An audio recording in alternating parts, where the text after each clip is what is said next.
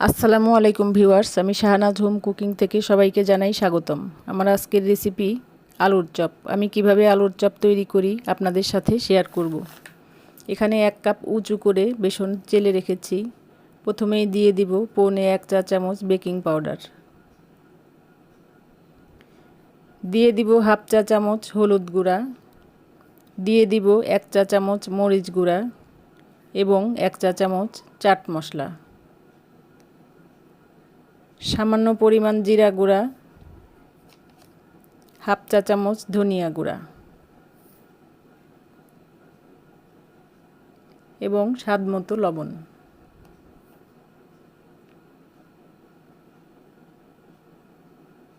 দিয়ে দিচ্ছি আদা বাটা 1/2 চা চামচ, রসুন বাটা 1/2 চা চামচ এবং সামান্য পরিমাণ পানি। একবারে বেশি পানি না দিয়ে একটু একটু করে পানি দিয়ে নাড়তে হবে। এভাবে কয়েক মিনিট নাড়তে হবে। এবারে দিয়ে দিচ্ছি গরম তেল 1 টেবিল চামচ। এতে ভাজার সময় তেল কম টানবে।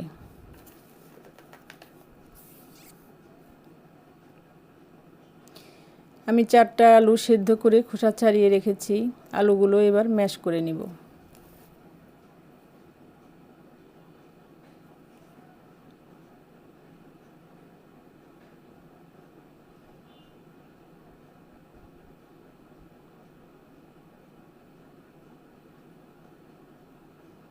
প্রথমেই দিয়ে দিচ্ছি লবণ পরিমাণ মতো, দিয়ে দিচ্ছি বড় একটা কাঁচামরিচ কুচি, এবারে দিয়ে দিব 1 মুঠ ধনেপাতা কুচি, দিয়ে দিচ্ছি কিছু পেঁয়াজ বেরেস্তা, দিয়ে দিচ্ছি 3-4টা শুকনা মরিচ ভাজা এবং 1 চা চামচ সরিষার তেল। এবারে ভর্তা মাখিয়ে ফেলব।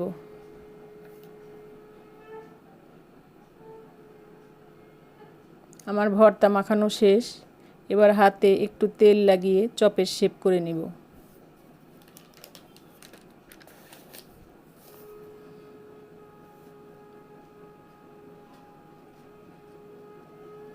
সবগুলি এইভাবে বানিয়ে ফেলব।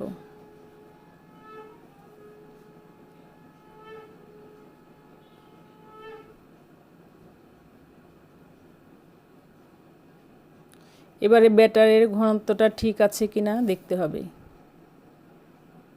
সামান্য একটু পানি দিতে হবে।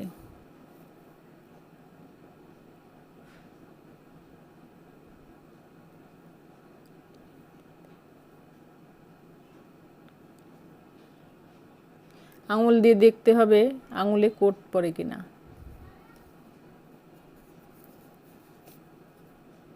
তেল গরম হয়েছে কিনা চেক করতে হবে।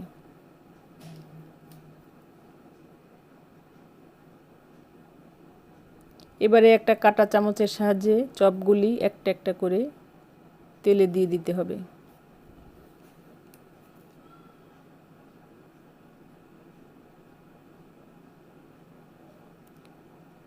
চপগুলি উল্টে পাল্টে দিতে হবে। চুলার আঁচটা এই সময় মিডিয়াম হিটে রাখতে হবে। বেশি কমিয়ে দিলে তেল চুষে নেবে।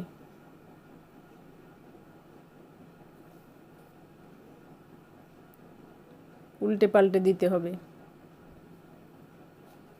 বাদামি কালার হয়ে গেলে নামিয়ে ফেলতে হবে। আমার চপগুলো হয়ে এসছে, লাল লাল হয়ে গেছে।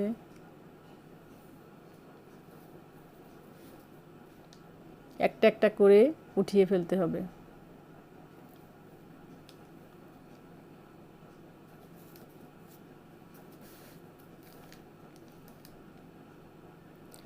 তৈরি হয়ে গেল আমার আলুর চপ, কোনো রং মেশানো ছাড়া একদম ন্যাচারাল কালারের।